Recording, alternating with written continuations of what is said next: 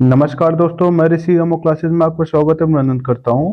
दोस्तों, हम आपके लिए जो फरवरी मंथ की क्रॉनिकल समसामयिक करंट अफेयर है उसको लेकर आए हैं, जो कि आपके लिए बड़ा इंतजार रहता है। तो उसको हम कवर करने की कोशिश करें इस बार आज का। ठीक है।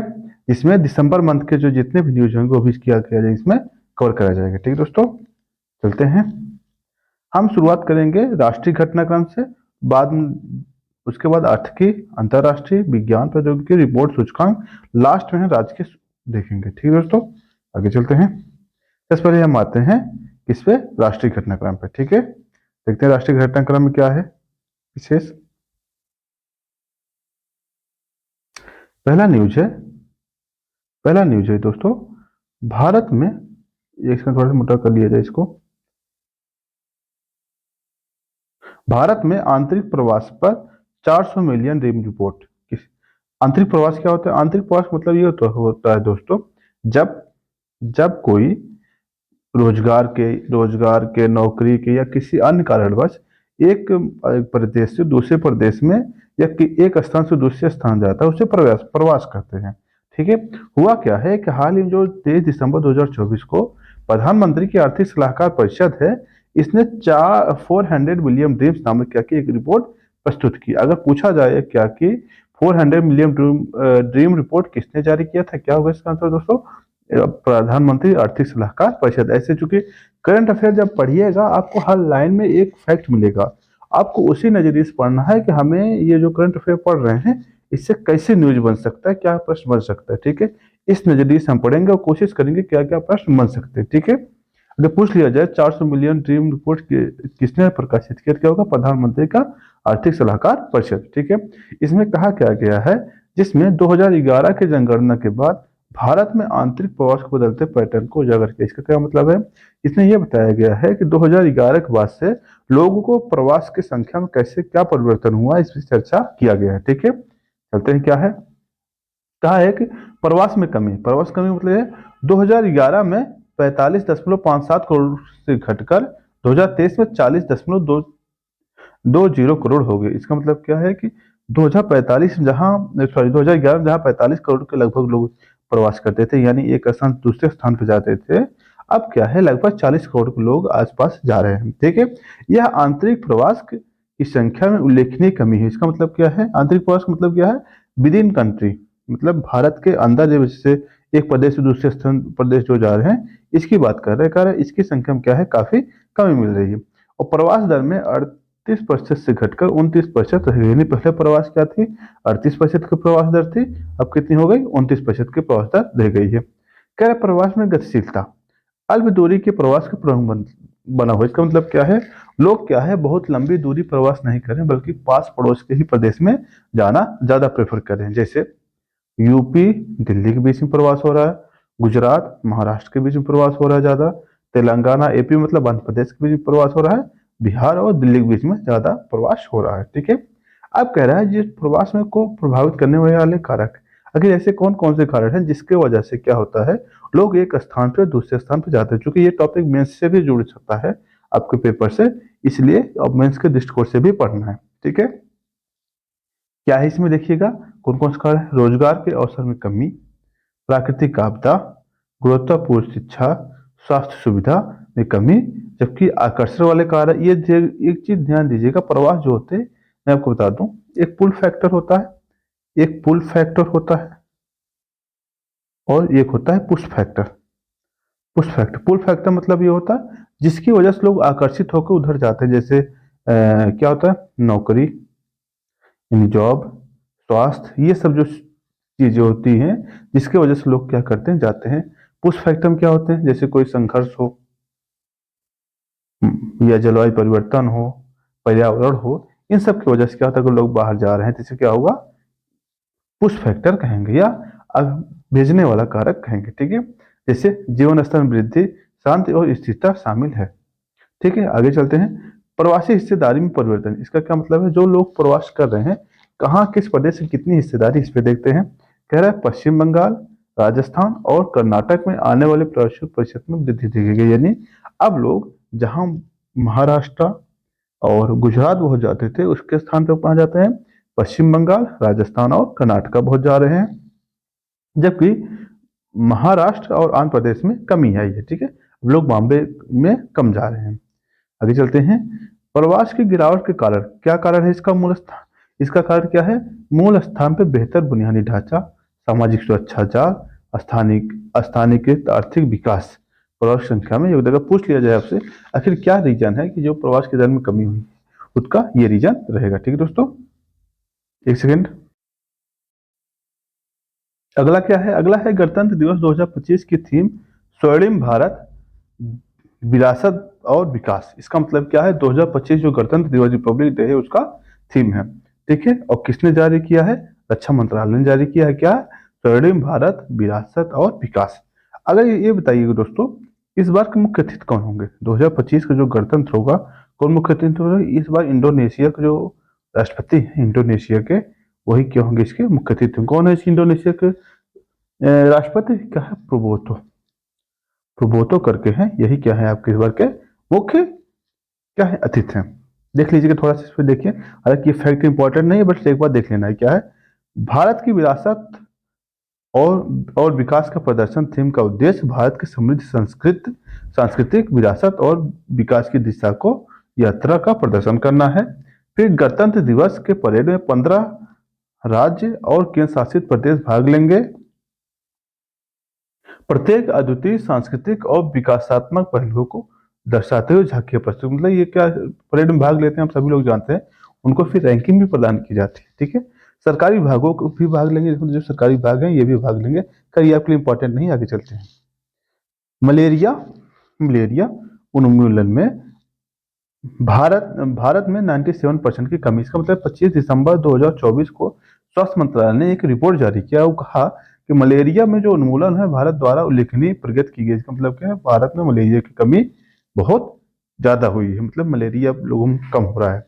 उल्लेखनीय है क्या? उल्लेखनीय कमी कारण है 75 करोड़ से घटकर क्या हो गया है 2023 में कितना हो गया है? स्वतंत्रता के समय भारत में कितने करोड़ थे? 75 करोड़ मतलब सॉरी सॉरी माफ करिएगा, 7.5 करोड़, माफ करिएगा 7.5 करोड़। क्या है? 7.5 करोड़ से घटकर अब क्या है? 2 मिलियन। 2 मिलियन मतलब 20 लाख। कितना? 20 लाख। 20 लाख हो गई है, यानी 97% की कमी हो गई। और वो मौत जो हो रहा था, कितना हो रहा था मौत?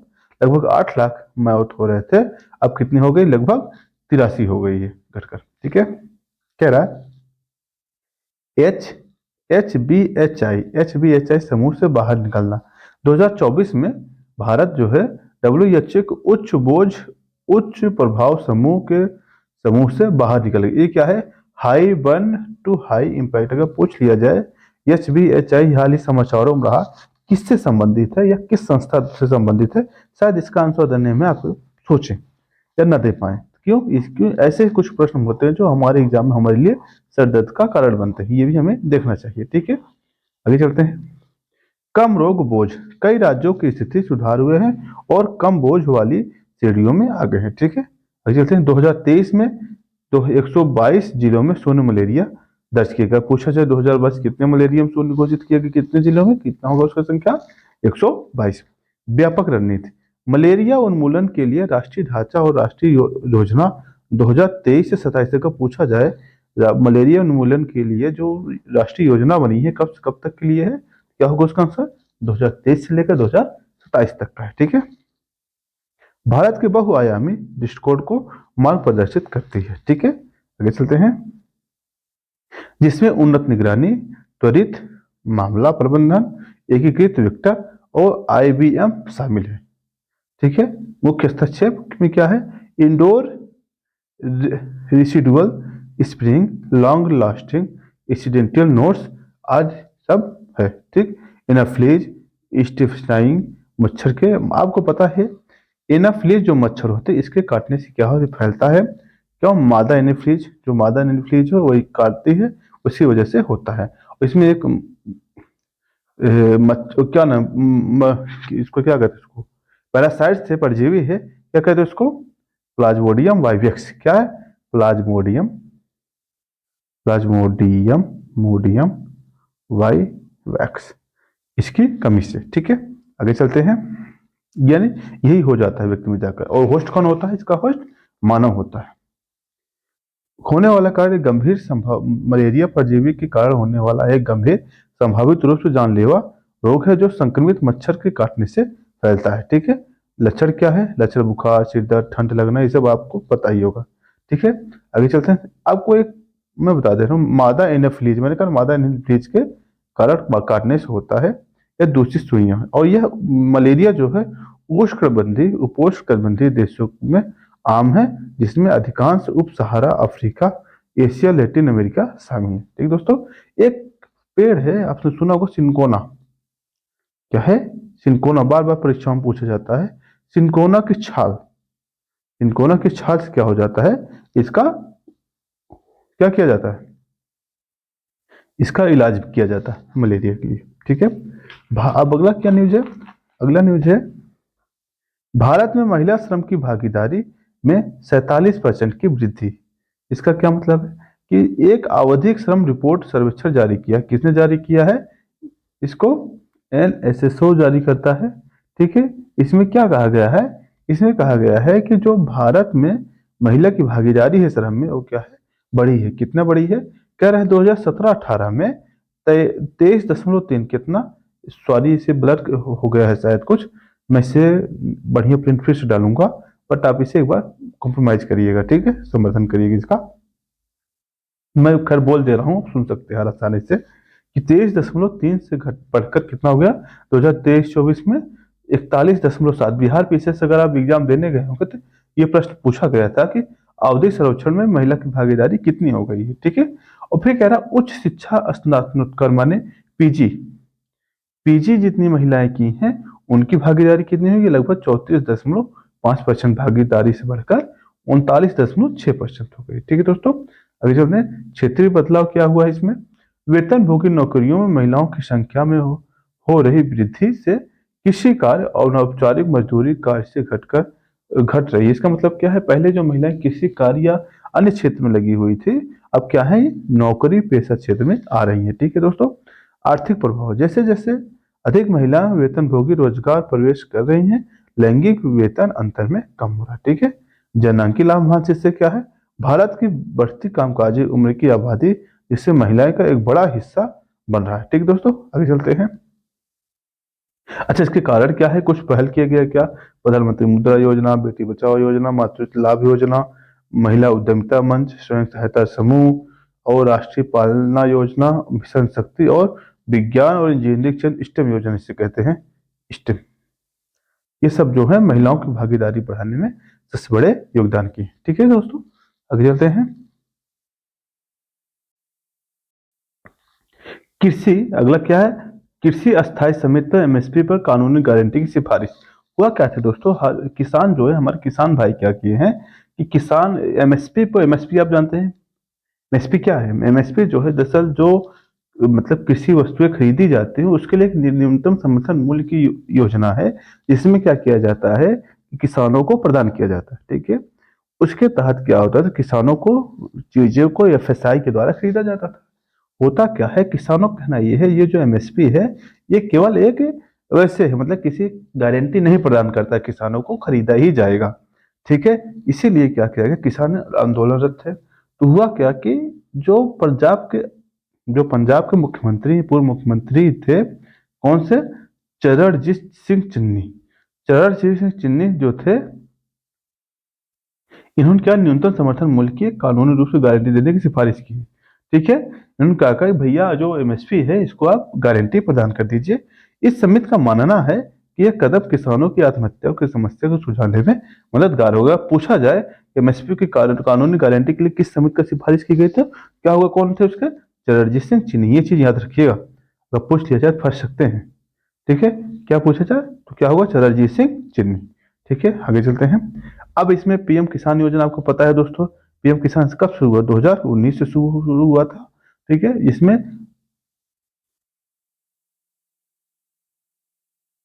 6,000 रुपए राशि दी जाती थी। और कह रहा है इसमें कहा गया कि जो 2,000 मतलब 6,000 रुपए दी जाती थी, उसको बढ़ाकर आप कितने कर दीजिए? 12,000 कर दीजिए। फिर यह लाभ मौसमी प्रोत्साहन के रूप में पट्टेदारी किसानों, खेती मजदूरी को भी दिया जाना चाहिए, नहीं कि केवल किसान को ही नहीं बल्कि सबको शामिल किया जाना चाहिए। ठीक है, जिनके पास पट्टा वगैरह है सब। ठीक है, इससे लाभ क्या होगा? लाभ ये होगा, कानून के रूप में गारंटी, एमएसपी किसानों को बाजार की अस्थिरता से बचना और उसकी वित्तीय स्थिति में सुधार करने में मदद। इसका मतलब ये है कि कभी कभी जब आपने पढ़ा होगा इकोनॉमिक, जब आप पढ़ेंगे demand and supply, demand and supply, जब सप्लाई अधिक हो जाता है, सप्लाई अधिक, क्या होगा? तो मांग कम। जब मांग कभी कभी अधिक हो जाती है और सप्लाई कम रहती है, इससे क्या होता है? रेट में परिवर्तन हो जाता है, रेट में परिवर्तन होता है, घटता और बढ़ता रहता है। इसी वजह से क्या होता है, ये वस्तुओं की कीमत क्या होता है, मतलब अब सुना हुआ है, जब गेहूं पैदा हो जाता है किसानों के पास में, क्या होता है, गेहूं मान लीजिए 20 रुपए किलो बिक रहा है, यही आज का जो जनवरी फरवरी में जो गेहूं बेचेगा लगभग 30 रुपए बेचेगा। फायदा किसको होता है? जो जो इसमें मीडिएटर वाले होते हैं, जो अढ़ैया कहते हैं, वो क्या करते हैं, इसमें फायदा कमाते हैं, इसीलिए इसको कहा जा रहा है। ठीक है, आगे चलते हैं। न्यूनतम समर्थन मूल्य। अच्छा, एमएसपी की शुरुआत कब की गई मैं आपसे बता दूं। एमएसपी की शुरुआत 1965 में हुई थी, 1965-66 हुई थी। और इसी समय आपको पता है हरित क्रांति, हरित क्रांति जो है इसको लाने में एक बड़ा योगदान इसका भी रहा है। ठीक है, और इसको जारी कौन करता है एमएसपी के? सीएससीपी, ये कृषि लागत और मूल्य आयोग के द्वारा इसे जारी किया जाता है। ठीक है दोस्तों, आगे चलते हैं। और वर्तमान में सरकार 22 प्रमुख कृषि फसलों के लिए एमएसपी की घोषणा करती है। ठीक है, इसमें 14 खरीफ है, जैसे धान, ज्वार, बाजरा, रबी के 6, गेहूं, जौ, और वाणिज्य के 2, कौन से? जूट और नारियल पे क्या है, एमएसपी जारी की जाती है। ठीक है, आगे चलते हैं। एक राष्ट्र एक चुनाव हुआ क्या था कि एक समिति गठित की गई थी, जो पूर्व राष्ट्रपति हैं, क्या नाम है? कोविंद जी के अध्यक्षता में एक समिति गठित की गई। ये समिति 8 सदस्य के थे। इन्होंने कहा था एक राष्ट्र एक चुनाव होना चाहिए। तो हुआ क्या, इसी पे सरकार ने एक विधेयक पेश किया है, कहा? संसद में, जो 129वां संविधान संशोधन विधेयक है। ठीक है, केंद्र शासित प्रदेश कानून संशोधन विधेयक भी पेश किया है साथ में। प्रस्तावित संशोधन पूर्व राष्ट्रपति रामनाथ कोविंद की अध्यक्षता में होने वाली उच्च स्तरीय समिति की सिफारिश के अनुरूप है। यानी जो सिफारिश समिति ने किया था उसी का आधार पर किया गया है। ठीक है, क्या है इसमें संविधान संशोधन? देखिएगा, संविधान में 129वां संविधान संशोधन बिल 2024 के तहत 3 अनुच्छेद में संशोधन और एक नया अनुच्छेद, कौन सा? 82A 1 से 6 तक जोड़ा जाएगा, यानी 3 में संशोधन किया जाएगा और 82A जोड़ा जाएगा इसमें। 82A लोकसभा और राज्यसभा के लिए, राज्य विधानसभाओं के लिए एक साथ चुनाव कराने की व्यवस्था करेगा। ध्यान दीजिएगा, अगर आपसे प्रश्न पूछ लिया जाए इसमें, कभी कभी अगर आपसे दीजिए इसमें लोकसभा और राज्यसभा के चुनाव एक साथ कराए जाएंगे, नहीं, इसमें लोकसभा और राज्य की विधानसभाओं का चुनाव एक साथ कराया जाएगा। साथ में 100 दिन के अंदर, कितने? 100 दिन के अंदर जो आपके स्थानीय, क्या कहते हैं, स्थानीय निकाय हैं, स्थानीय निकाय क्या है? पंचायत और नगर पालिका, इनका भी चुनाव कराया जाएगा। ठीक है दोस्तों, यह प्रावधान केवल संसद और राज्य विधानमंडल के लिए, नगर निगम के लिए नहीं। ठीक है, खैर 2029 के बाद लागू हो सकते हैं पहला संयुक्त चुनाव 2000। एक चीज ध्यान दीजिएगा, यह जो समिति सिफारिश की, जो मैंने बताया, ये समिति सिफारिश जो की थी, इस पे मतलब स्थानीय निकायों को भी किया था, लेकिन इस विधेयक में ऐसा भी प्रावधान नहीं किया गया है। ठीक है, आगे चलते हैं। यह बदलाव 2029 के बाद लागू हो सकते हैं, पहला चुनाव 2034 में संभावित है। ध्यान देना, सबसे ज्यादा इंपॉर्टेंट है, कब संभावित है? मध्यावधि चुनाव की स्थिति, यदि किसी सरकार के कार्यकाल पूरा होने से पहले भंग हो जाता है तो नया चुनाव शेष कार्यकाल के लिए ही होगा। यानी मान लीजिए 2034 में चुनाव हुआ, कब? 2034 में चुनाव हुआ, तो हुआ क्या कि यूपी में कोई सरकार चल रही थी और 2035 आते आते गिर गई। इसका मतलब ये नहीं होगा, या 2036 में गिरी, इसका मतलब ये नहीं होगा ये फिर से 35 में चुनाव लड़कर 2040 तक चलेगी, नहीं, ये केवल 2039 तक रहेगी, उसके बाद फिर इसका चुनाव होगा। ठीक है, आगे चलते हैं। अब ध्यान देंगे, जो संशोधन होगा वो 2/3 मतलब विशेष बहुमत से, विशेष बहुमत नहीं, 2/3 बहुमत से होगा, 2/3 बहुमत से पारित किया जाएगा। ठीक है, चुनाव आयोग के अधिकार, चुनाव आयोग की सिफारिश पर किसी विशेष विधानसभा चुनाव लोकसभा चुनाव से अलग किया जाएगा। अगर मान लीजिए, अगर अगर इसमें क्वेश्चन बन सकता है, ऑप्शन बना सकते हैं प्रश्न में कि चुनाव आयोग किसी विधानसभा का चुनाव अलग से करा सकता है, तो स्वाभाविक है इसमें ऐसा प्रावधान किया गया है। ठीक है दोस्तों, आगे चलते हैं। आगे चलते हैं दोस्तों, केंद्र शासित प्रदेश कानून संशोधन विधेयक 2024 में केंद्र शासित प्रदेश दिल्ली के लिए चुनाव का प्रावधान में बदलाव किया गया। यानी इसमें जो केंद्र शासित प्रदेश में चुनाव की बात की जा रही है, इसमें दिल्ली के लिए बदलाव किया गया। ठीक है, यह प्रस्ताव भारतीय चुनाव प्रणाली की एक बड़ा बदलाव ला सकता है। ठीक है, आगे चलते हैं। रेलवे संशोधन विधेयक 2024 लोकसभा में पेश, ये भी विधेयक पेश किया गया। इसका उद्देश्य क्या है? भारतीय रेलवे की दक्षता में बढ़ाना। ठीक है, क्या किया गया इसमें?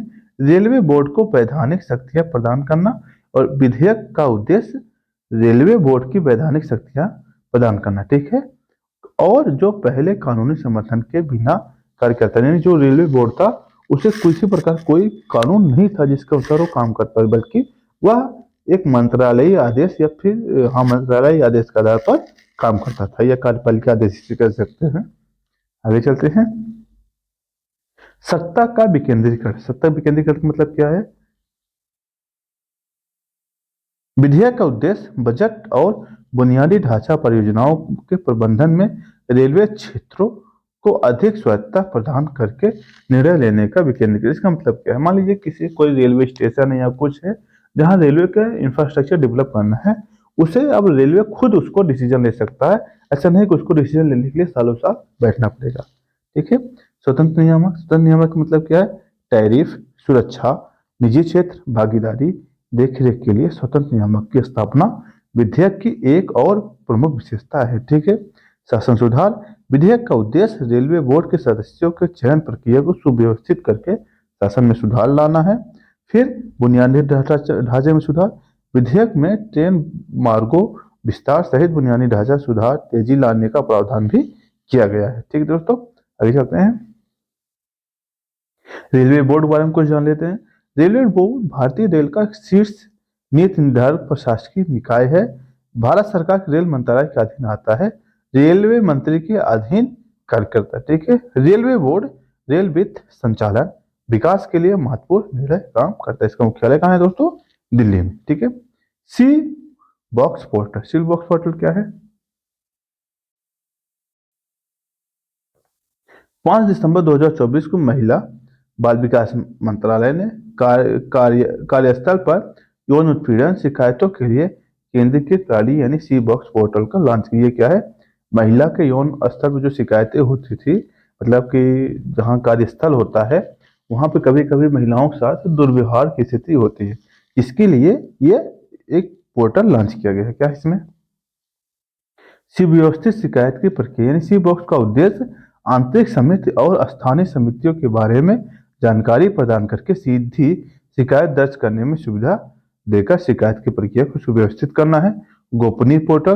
पोर्टल पर शिकायतकर्ता की जानकारी गोपनीय रखना है। मतलब मान लीजिए किसी लड़की के साथ या और के साथ कोई दुर्व्यवहार हुआ, इसका मतलब ये नहीं उसका नाम उजागर कर दिया जाएगा, बल्कि उसका नाम क्या रखा जाएगा? गोपनीय रखा जाएगा। ठीक है, नोडल अधिकारी की भूमिका। प्रत्येक कार्यस्थल को शिकायतों की नजर रखने के लिए सुचारू रूप से संस्करण सुनिश्चित करने के लिए एक पोर्टल शिकायत डेटा को नियमित रूप से अपडेट करने का काम किया जाएगा। ठीक है दोस्तों, आगे चलते हैं। इससे फायदा क्या है? कानूनी अनुपालन। सी बॉक्स कार्यस्थल पर महिलाओं का यौन उत्पीड़न अधिनियम 2013 का अनुपालन करता है, जिसमें 90 दिन के भीतर जांच करना अनिवार्य है। ठीक है, बेहतर पहुंच और सशक्तिकरण। पोर्टल महिलाओं के को कार्यस्थल और यौन उत्पीड़न के संबंध में अपनी चिंताओं को व्यक्त करने के लिए एक सुरक्षित और प्रभावी मंच प्रदान करके सशक्त बनाता है। ठीक दोस्तों, आगे चलते हैं। यानी महिलाओं को सशक्तिकरण का ये मतलब बहुत बढ़िया ही तरीका है। यानी जहां आप अगर महिलाओं के साथ कोई दुर्व्यवहार हो रहा है कार्यस्थल पे, उसके लिए बहुत बेस्ट पोर्टल है ये। ठीक है, नए आपराधिक कानूनों को लॉन्च। आपको बता दूं दोस्तों, 3 दिसंबर को क्या हुआ है? प्रधानमंत्री मोदी जी क्या है चंडीगढ़ में, कहाँ पे? चंडीगढ़ में आपराधिक कानून लॉन्च किए हैं।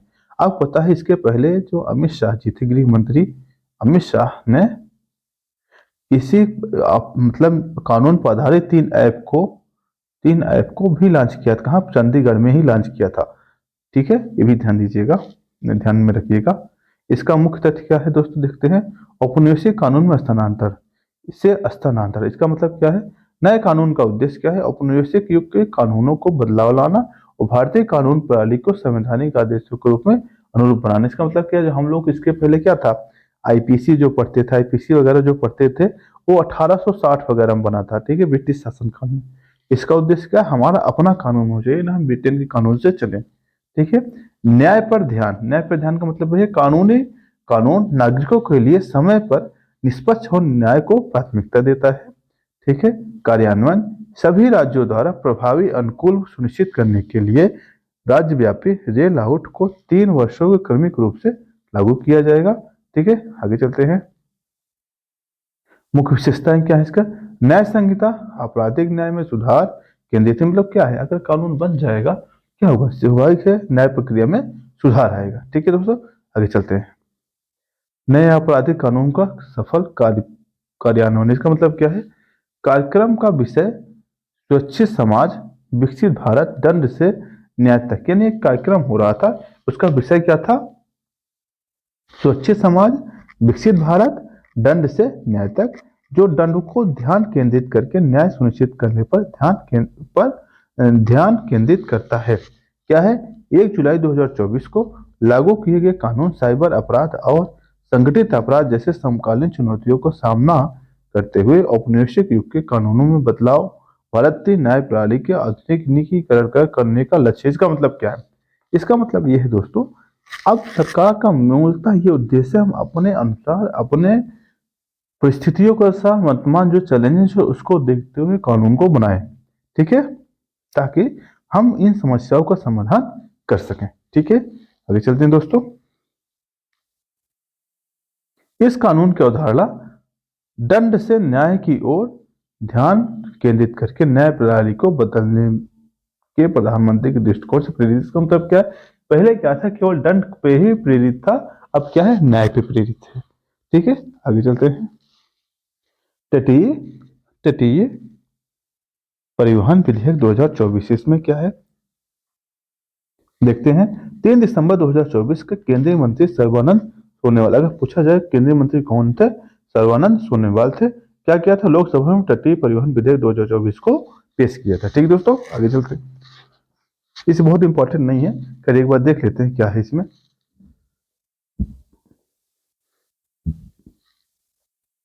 भारतीय शिपिंग को बढ़ावा दें, भारतीय शिपिंग को बढ़ावा दें मतलब क्या है, उद्देश्य विदेशी जहाजों द्वारा बिना लाइसेंस के तटीय व्यापार पर प्रतिबंध लगाकर भारतीय नागरिकों के स्वामित्व वाले भारतीय झंडे वाले जहाज को बढ़ावा देना है, ठीक है। इसका मतलब यह है कि भारतीय जहाजों को और अधिक लाइसेंस प्रदान करना है और उनको विदेश में या बाहर के व्यापार के लिए बढ़ावा देना है, ठीक है।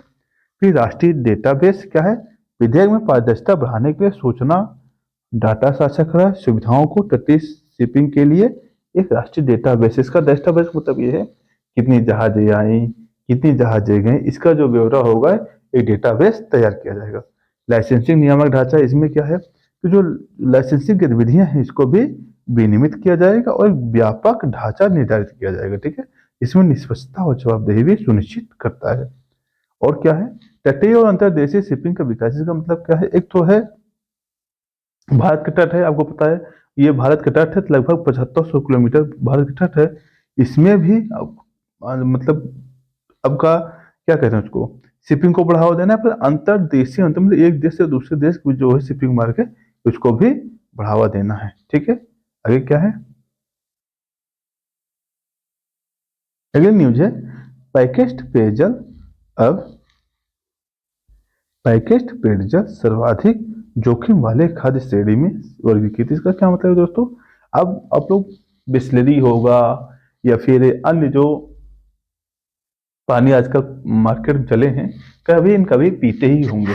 जब बाजार गए हैं, टहलने गए हैं, घूमने गए, कहीं गए, हम लोग क्या कहते हैं उसको, बहुत शुद्ध पानी है यही समझ कर करते हैं उसको पीते, लेकिन है क्या, हाल ही में भारतीय खाद्य सुरक्षा मानक प्राधिकरण FSSAI ने पैकेज्ड पेयजल मिनरल वाटर को सर्वाधिक जोखिम वाले खाद्य श्रेणी में रूप में वर्गीकृत किया है। इसका मतलब क्या है, कहा कि जो मिनरल वाटर जो हम लोग पीते हैं ये सर्वाधिक ही क्या है, जोखिम वाला है। क्यों? किसने कहा है? यह पुनर्वर्गीकरण इन उत्पादों के लिए भारत मानक ब्यूरो यानी बीआईएसआई के प्रमाणन की आवश्यकता से हटने के बाद, इसका मतलब क्या है, इसका जो बीआईएस है, भारत मानक ब्यूरो है, इसने भी हटा दिया है, इसका प्रमाणीकरण हटा दिया है। ठीक है, आगे देखते हैं क्या है निगरानी वाला लाभ क्या है। क्या हो भाई, एक सेकंड।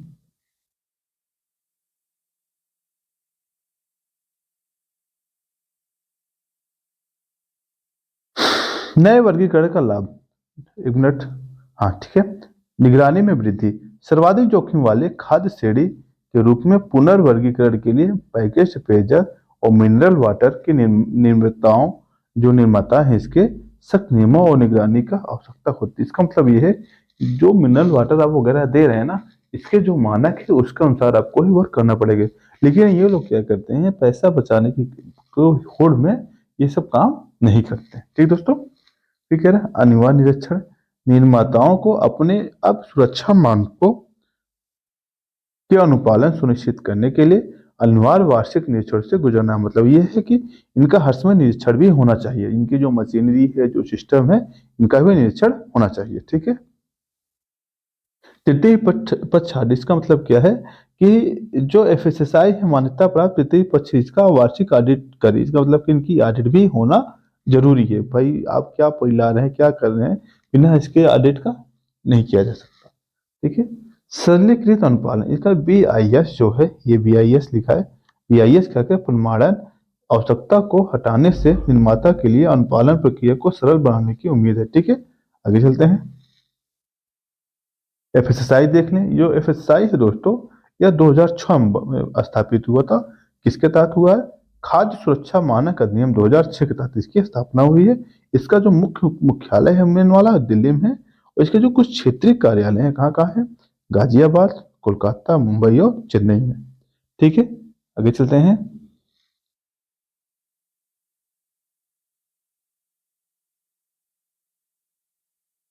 प्रस्तावना में धर्मनिरपेक्ष और समाजवादी शब्द का यथावत, इसका मतलब कि हाल ही में एक चर्चा चल रही थी कि प्रस्तावना में जो शब्द जोड़ा गया है, इसको हटाया जा सकता है।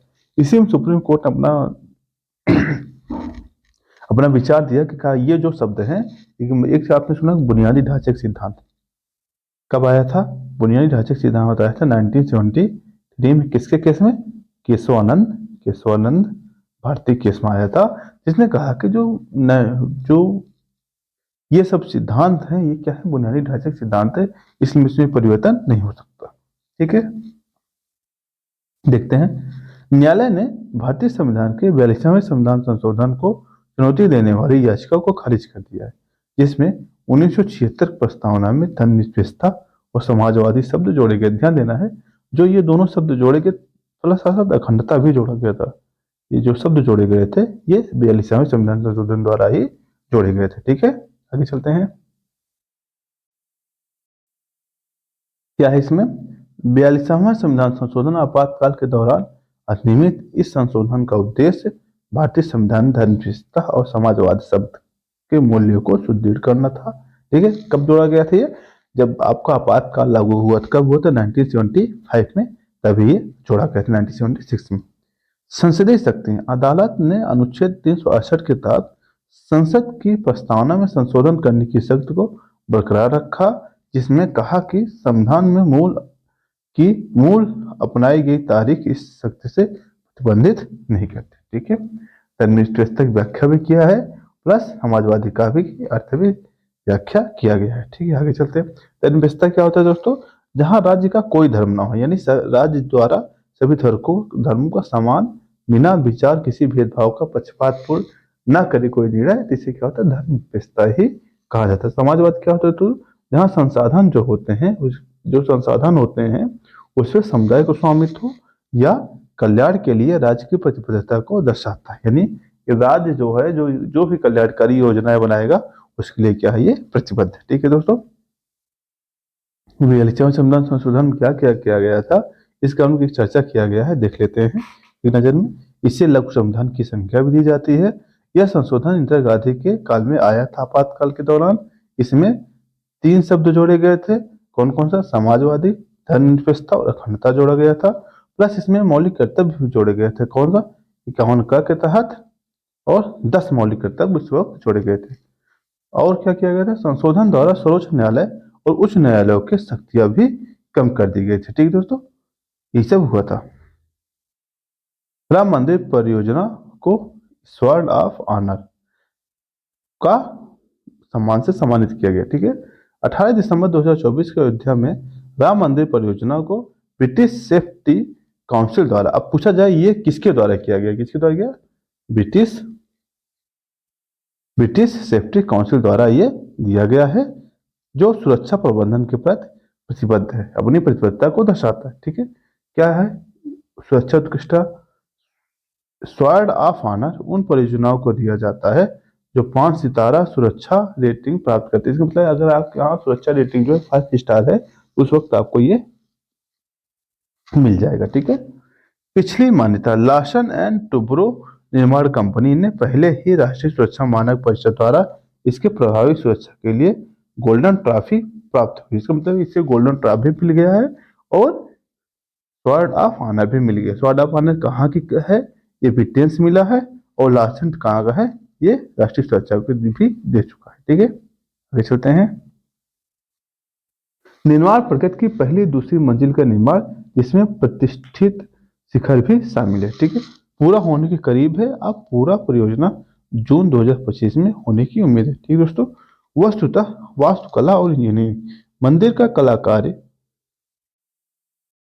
वास्तुकला और इंजीनियरिंग विशेषज्ञता।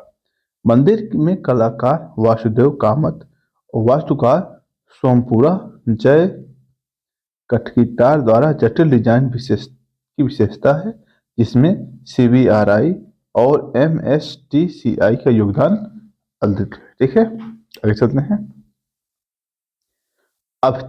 अवधसाहेश्वर मंदिर यूनेस्को विश्वता पुरस्कार, कहाँ का मंदिर है ये दोस्तों? तमिलनाडु का है। कहाँ? थुक्काची, तंजावुर जिले में स्थित है। ठीक है, इससे क्या है? यूनेस्को के में इससे दर्जा प्राप्त किया गया है। किस वंश में बनाया था? चोल वंश में निर्मित किया गया, लगभग 1300 वर्ष पूर्व है। मंदिर 5 प्रकार के प्रकोष्ठों पर है। ठीक है, पुनर्स्थापना, पुनर्स्थापना 2 प्रकार की मरम्मत और अतिवृद्धि, वनस्पतियों को हटाना और संरचनात्मक मजबूत करना है। मतलब कि जो मान लीजिए कभी कभी जब बहुत ज्यादा पुरानी संरचनाएं होती हैं, उसमें क्या होता है, पेड़ वगैरह घास वगैरह हो जाती है, उसको हटाना है। ठीक है, और गोपुरम को रंगीन बनाना है। यूनेस्को की महत्ता, यूनेस्को ने मंदिर की अखंडता और सौंदर्य शास्त्र के संरक्षण को सुनिश्चित करते हुए आधुनिक संरक्षण के तकनीकों को पारंपरिक तरीकों से, यानी जो आधुनिक तकनीक का प्रयोग करके पारंपरिक को एकीकृत करने की पुनर्स्थापना की सराहना की है। ठीक है दोस्तों, समर्थन क्या मिला है? मुख्यमंत्री MK स्टालिन के नेतृत्व में तमिलनाडु सरकार ने मंदिर के जीर्णोद्धार के लिए 100 करोड़ रुपए आवंटित किए थे। ठीक है, क्या ये सब आपको इम्पोर्टेंट नहीं है? क्या है? चौथा मेकोंग गंगा धम्म यात्रा, चौथा कब हुआ? 6 दिसंबर 2024 को हुआ। कहाँ है?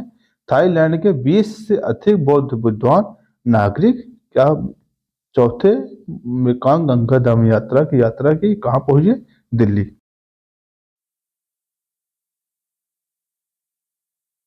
आगे देखते हैं दोस्तों, चौथा मेकोंग धम्म यात्रा कहाँ कहाँ से? ये थाईलैंड के जो 20 से अधिक जो बौद्ध विद्वान थे, ये नागरिक बौद्ध विज्ञान और नागरिक जो हैं, चौथा जो है मेकोंग गंगा धम्म यात्रा की कल दिल्ली पहुंचे। क्या है इसकी उद्देश्य था? इसका महत्व क्या है? शांति और पर्यावरण के जागरूकता बढ़ाना है, सांस्कृतिक संबंधों को बढ़ावा देना है, एशिया के साथ सहयोग को बढ़ावा देना है। ठीक है, इतना ध्यान दीजिएगा बस। ठीक है, अक्सर दरअसल हम रिकॉर्ड कर चुके थे दोस्तों, वो आवाज चली गई थी, इसलिए फिर से रिकॉर्ड करना पड़ रहा है इन सबको। अगला क्या है इसमें न्यूज? इसमें ये है अंतर्राष्ट्रीय गीता महोत्सव। अंतर्राष्ट्रीय गीता महोत्सव कहाँ का आयोजन हुआ? इसका कहाँ पे हुआ? इसका आयोजन हुआ हरियाणा में हुआ है। कहाँ पे हुआ है? हरियाणा में हुआ है। और हरियाणा के मुख्यमंत्री मनोहर लाल खट्टर ने के द्वारा इसका शुभारंभ किया गया था। ठीक है, साझेदारी राज्य कौन कौन से हैं और देश कौन कौन सा है? राज्य में उड़ीसा है। राज्य में कौन सा है? उड़ीसा है, जबकि देश में तंजानिया है। ठीक है, कार्यक्रम क्या है? वैश्विक गीता पाठ, सांस्कृतिक कार्यक्रम, अंतर्राष्ट्रीय गीता सेमिनार, ब्रह्म सरोवर, भव्य आरती, दीपोत्सव महोत्सव आदि शामिल है इसमें। ठीक है, इसमें लगभग ध्यान दीजिएगा 45-50 लाख आगंतुक आकर्षित होते हैं। ठीक है, आगे चलिएगा, इसमें क्या है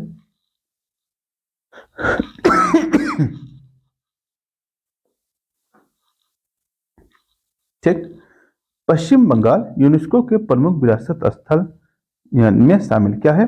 3 दिसंबर, एक सेकंड, लाइट कम हो गई, दरअसल ऑटोमेटिक लाइट कटी है तो जस्ट इसका ऑटो लाइट क्या हो कम हो गई। ठीक है, 3 दिसंबर 2024 के ममता बनर्जी जो है, वहां के मुख्यमंत्री जो है, वहां के पश्चिम बंगाल ने घोषणा की कि पश्चिम बंगाल को यूनेस्को द्वारा एक प्रमुख विरासत पर्यटन स्थल के रूप में मान्यता दी गई। मतलब ये कहा गया है कि जो पश्चिम बंगाल है इसे प्रमुख विरासत पर्यटन स्थल के रूप में क्या किया, यूनेस्को ने मान्यता दी। किसने दिया? यूनेस्को ने दिया। क्यों दिया भाई साहब? ऐसा क्या है पश्चिम बंगाल में? यहाँ पे है दक्षिणेश्वर मंदिर और काली घाट मंदिर विरासत स्थल है, प्लस जगन्नाथ मंदिर जो है, नया जगन्नाथ मंदिर जो निर्माणाधीन है, जो संगमरमर की मूर्ति और भोजन प्रसाद के लिए एक बड़ा कमरा के लिए प्रसिद्ध है। ठीक है, यहाँ लगभग पश्चिम बंगाल में हजारों रोजगार सृजित किए हैं पर्यटन क्षेत्र में, जिसमें लगभग 65% क्या है, होम स्टेट स्टोरी उत्तरी स्टेट में स्थित है। ठीक है दोस्तों, आगे चलते हैं, और इसमें बुनियादी ढांचा विकास, जिसमें गंगा सागर द्वीप तक पहुंच बढ़ाने के लिए एक बड़ा तीर्थ स्थल भी बनाने के लिए है। इसमें आपको पता है दोस्तों, एक कहावत कही जाती है, सब सागर बार बार गंगा, सब तीर्थ बार बार गंगा सागर एक बार, यानी गंगा सागर का बड़ा ही महत्व है। ठीक है, आप हिंदुओं में खास करके चलते हैं।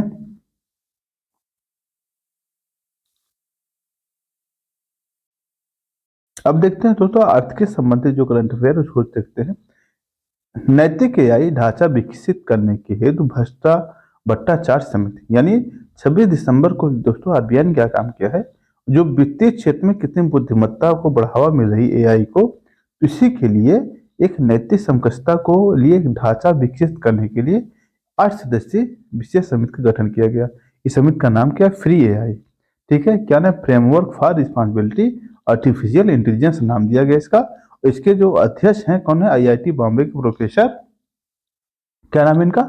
पुष्पक भट्टाचार्य जी। ठीक दोस्तों, उनका उद्देश्य क्या है दोस्तों? इसका समिति वित्तीय क्षेत्र में एआई से जुड़े संभावित जोखिमों को पहचान करेगी, मूल्यांकन और समन निगरानी की ढांचा सुधारेगी। ठीक है, मूल्यांकन का दायरा क्या होगा? इसका दायरे में वैश्विक स्तर पर वित्तीय क्षेत्र में एआई के लिए नियामक क्या करना है? नियामक करना है, पर्यवेक्षी दृष्टिकोण की समीक्षा करना है। ठीक है, ये सब काम इसमें है, जिसमें बैंकों को एनबीएफसी, फिनटेक, भुगतान प्रणाली ऑपरेटरों को भी ध्यान केंद्रित किया गया। समिति के सदस्य कौन कौन थे?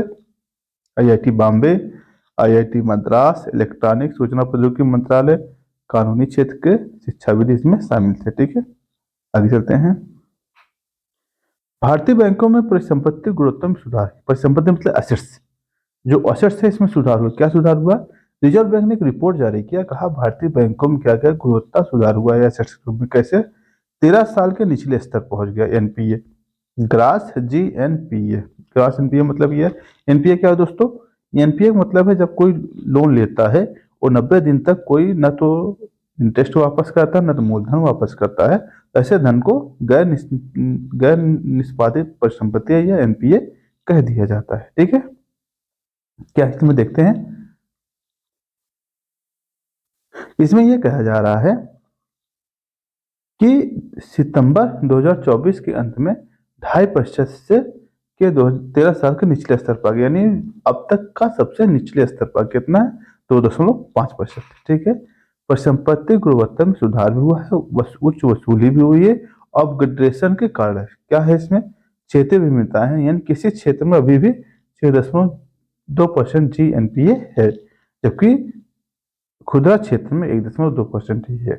ठीक है, एनपीए में गिरावट 31 मार्च 2024 बैंकों का जीएनपीए साल दर साल क्या है? 15.9% की कमी आई है। ठीक है, और जो 4.8 लाख करोड़ रुपए थी।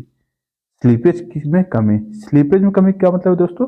एनपीए में नए संचय मापता है जो 2023-24 के दौरान देखा गया। एनपीए समझ में आया? यानी एनपीए एक ऐसी एसेट्स होती है बैंकों को जो मतलब इतना समझो, लोग कर्ज ले लो वापस ही ना करे, उसे एनपीए कहता है। ठीक है, आगे क्या है, वैश्विक रेमिटेंस में भारत शीर्ष स्थान। कौन जारी करता है दोस्तों रेमिटेंस रिपोर्ट?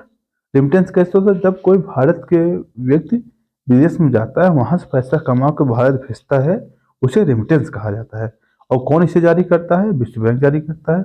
भारत कितना पाया है? 129.1 बिलियन डॉलर पाया है। ठीक है, जो वैश्विक रेमिटेंस का 14.3% है। ठीक है, भारत सर्वप्रथम, भारत क्या है, पहले पे है, मेक्सिको दूसरे पे है, चीन किस पे है? तीसरे स्थान पे है। ठीक है, इतना ध्यान दीजिएगा। और रेमिटेंस का क्या महत्व है आपको पता है दोस्तों? जैसे कि जितना रेमिटेंस आएगा उतना ही डॉलर आएगा, जितना डॉलर आएगा इतना ही विदेशी मुद्रा भंडार में वृद्धि होगी। ठीक है, रेमिटेंस चीन की हिस्सा घट रहा है, खैर इसमें मत ध्यान दीजिए। और 2000 बाद भारत का जो रेमिटेंस है लगातार बढ़ रहा है। ठीक है, आगे चलते हैं। नीति आयोग की सेफ रिपोर्ट। नीति आयोग ने सेफ रिपोर्ट जारी की। सेफ को फुल फॉर्म क्या? Site for adjacent factory employed. इसका क्या मतलब है? आवास पर एक रिपोर्ट। इसका मतलब यह है, इसमें नीति आयोग ने कहा भाई साहब, अगर आप इंफ्रास्ट्रक्चर डेवलप करना चाहते हैं, विनिर्माण क्षेत्र डेवलप करना चाहते हैं, तो आपको इसमें कार्य करने वाले जो मजदूर हैं, जो नौकर हैं, उनके लिए मतलब आवास भी उपलब्ध कराना होगा। अगर आप ऐसा नहीं करेंगे तो आप ऐसा नहीं कर पाएंगे। ठीक है, उसी से संबंधित ये रिपोर्ट है। क्या इसमें जो औद्योगिक श्रमिकों के लिए सुरक्षित, किफायती और लचीले कुशल आवास की आवश्यकता पर केंद्रित है। ठीक है, रिपोर्ट भारत के विनिर्माण क्षेत्र को बढ़ावा देने के लिए ऐसे आवास को महत्वपूर्ण भूमिका को रेखांकित करते हैं। ठीक दोस्तों, आगे चलते हैं। केंद्रीय बजट 2024-25 में वित्त मंत्रालय द्वारा वित्त मंत्री जो है निर्मला सीतारमण ने ये इसका औद्योगिक श्रमिकों के लिए छात्रावास शैली के आवास के साथ किराए किराए के आवास को महत्व पर जोर दिया। यानी जो बजट इस बार पेश हुआ था, इसमें इस बात पर जोर दिया गया था, जैसे छात्रावास में लोग रहते थे, छात्र रहते थे, वैसे ही नौकरों मतलब जो लोग श्रमिक हैं उनके लिए भी ऐसे ही आवास उपलब्ध कराया गया, किफायती, सस्ता और अच्छा। क्या कहा गया इसमें रिपोर्ट में? रिपोर्ट औद्योगिक स्थल के पास रहने वाले श्रमिकों के सामने आने वाली चुनौतियों को पहचान करती है और उनके रहने के लिए स्थिति में सुधार के लिए समाधान प्रस्तावित करती है। ठीक है, और ये पीपीपी मॉडल पर विकसित किया जाएगा। औद्योगिक श्रमिकों के लिए किफायती सभ्य आवास के लिए बात करता है। ठीक है, इससे क्या सतत शहरी विकास को बढ़ावा मिलेगा। सॉरी, माफ करिएगा। 1 दिसंबर 2024 को भारत सरकार ने 1 दिसंबर 2024 को भारत सरकार ने बागवानी क्षेत्र को बढ़ावा देने के लिए क्या किया दोस्तों? एडीबी के साथ समझौता किया है। कैसे समझौता हुआ? 98 मिलियन, 9.8 मिलियन का, कि ताकि हम बागवानी क्षेत्र को बढ़ावा दे। खैर ये आपके लिए बहुत ज्यादा इंपॉर्टेंट नहीं है, छोड़िएगा इसको। एक ये इंपॉर्टेंट है, भारत द्वारा रियाद डिजाइन कानूनी संधि हस्ताक्षर किया है इसमें। 26 नवंबर 2024 को रियाद डिजाइन कानूनी संधि हस्ताक्षर किया और औद्योगिक डिजाइन के पंजीकरण सरल बनाने के उद्देश्य से अंतर्राष्ट्रीय समझौता। ये क्या है? ये बोलिए समझिए। ये एक समझौता है। क्यों? क्या कैसा समझौता? ये जो औद्योगिक डिजाइन होते हैं उसका पंजीकरण के लिए। ठीक है, क्या होता है इसमें?